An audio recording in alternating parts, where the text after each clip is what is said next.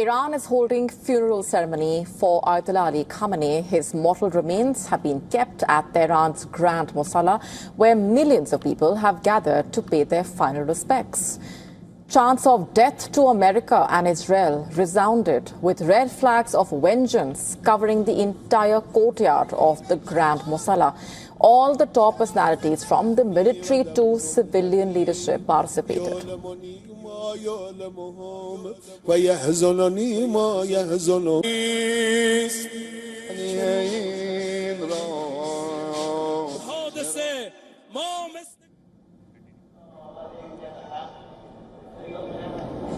Iran's parliament speaker, the IRGC commander, the Quds Force chief, the foreign minister, the president, the chief justice paid their final tributes to the late supreme leader.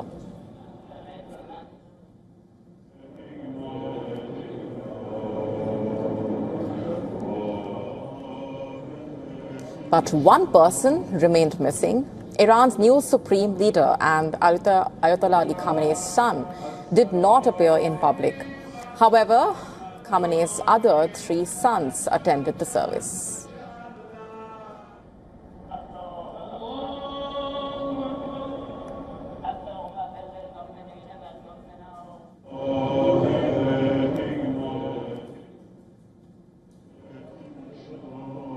Processions are planned through the capital on Monday. Authorities are expecting more than 10 million people to take part in the ceremonies in Tehran.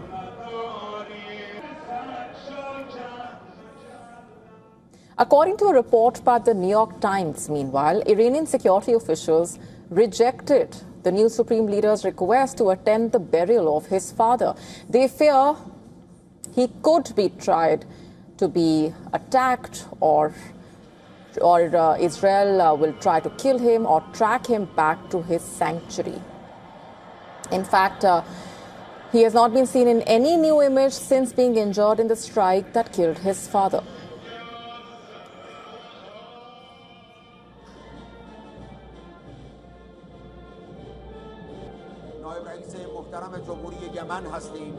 The leadership of Iran's axis of resistance also paid their tributes to Khamenei, these including Hamas, Hezbollah, Houthis, Palestinian Islamic Jihad. Different verses of the Quran were played for each delegation, but they carried the same sentiment: martyrdom, unbroken pledges to God and victory. For countries like Russia, China, India, verses about righteousness, reassurance and reward were played.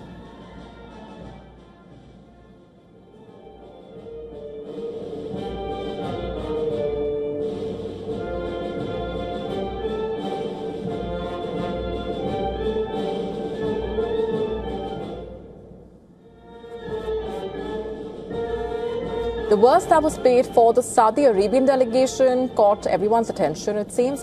The passage described the Battle of Badr, a symbolic message placing Iran on the side backed by God.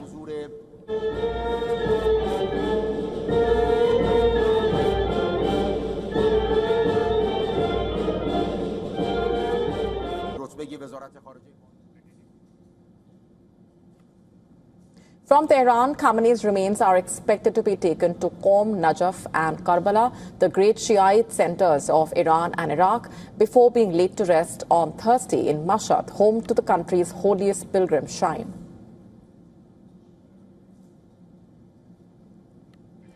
The burials were meant to be conducted within a day of deaths in Islam, but because of the risks of holding a big funeral during the war, it was postponed until after last month's interim truce deal was agreed.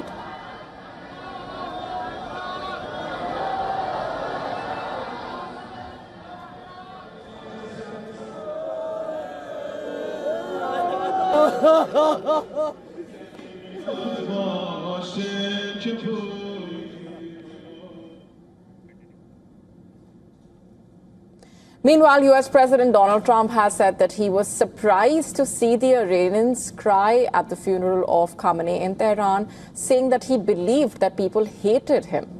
Trump further said, I'm quoting, maybe they were fake tears.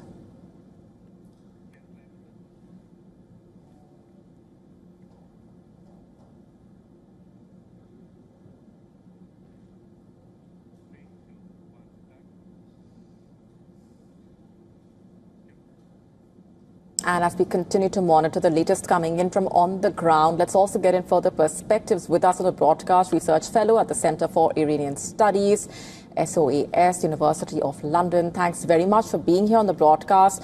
Welcome to WION. Let me begin by asking you to tell us more about the significance of what we are witnessing. Also, the fact that the new Supreme Leader, Ayatollah Ali Khamenei's son, has not attended the ceremony due to security concerns. And it's a parody of Mojtaba Khamenei with a cardboard effigy that was paraded around for the funeral ceremony's start on Friday. That needs to be pointed out. A complete flattened image, which tells you in more ways than one of how this entire spectacle is going to be conducted throughout the week. You rightly mentioned that in Islamic rites, funerals must be swiftly conducted upon death. And obviously it could not, given the war over the ensuing months. But even with that contingency aside, what strikes me as a historian of Iran is the sheer cultic, garish display that we are seeing and will continue seeing until the final internment in Mashhad towards the end of this week. There is precious little which can be conventionally called Islamic in the rites and the contrivance of this ceremony being conducted by the regime, which has more than a few elements of ethno-Persian nationalism larded into, literally shoehorned into an Islamic theological straitjacket. Most Muslims, especially Islam's predominant Sunni majority, would not recognize this as an Islamic funeral in more ways than one, and they would be justified in doing so. And in stating so, they would not be necessarily prejudiced because it's a Shia funeral, because most Shia funerals are even not conducted like this. That is what strikes me as a historian first and foremost. Then you have the question of busting individuals, the country's internet being shut down once again. Transport has come to a grinding halt across Tehran in order that mourners can officially filter in from all 31 provinces. Well, yes, there are loyalists, and there always have been, even during the war and even during the social protests from December onwards. But they barely constitute more than 15 to 20% of the populace at large. So this is contrived in more ways than one, and it is an artificial funeral. I'm inclined to also point out Khomeini's funeral on 11th June 1989.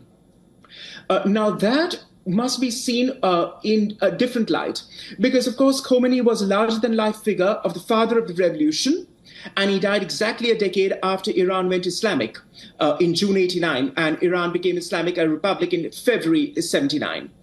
And at that funeral, at least a sixth of the Iranian population did turn up.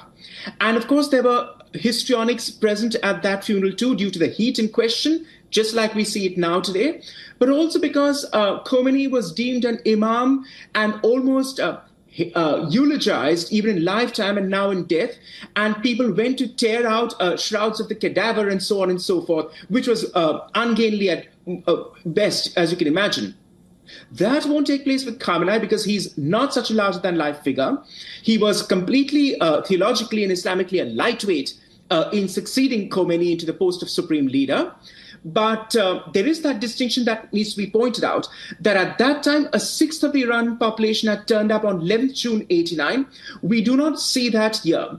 Of course, we do see the heat wave across Tehran and parts of the Middle East currently going on, and 4,000 individuals have had to receive medical assistance. So preparations across Tehran logistically are in place for any contingencies, but right. I do not see any further Shia histrionics taking place as they did in June 89. Right, there's so much to dissect here, right, in terms of also what's happening on the ground and what's happening beyond, because we've looked at also the reaction coming in from Donald Trump, for example. But coming specifically to the images that we are seeing and the sentiment that we are really seeing coming in from on the ground, the chants of death to America and Israel, the flags of vengeance, the red flags of vengeance. What to you really stands out in terms of what we are seeing, what these images really tell us about the significance of what Khamenei meant for the people of Iran in a way? Well, Khamenei meant to a certain section of the populace a symbol of resistance, and to his apologists in the West and elsewhere in the Third World as a symbol of resistance to the so-called hegemonic West. But all these symbolism and iconic features that you've narrated are par for the course. I mean, this is not just played out at the funeral. You see it every Friday at Tehran University prayers, deaths to America and Israel being chanted, and fists raised in the air, so on and so forth. It is pretty much hackneyed. What we do see here is a beleaguered, tired regime taking one last shot at the West in conducting what it likes to tout as the funeral of the century, which it is not. And in most ways, it's not going to be. There is more than a whiff of contrivance and stage manage to it. It reminds me of Stalin's funeral in March '53, with official, projection of the entire nation mourning as such at the passing of a dictator. Khamenei was a polarizing figure over 36 years. He oversaw Iran's slide into autocracy and repression.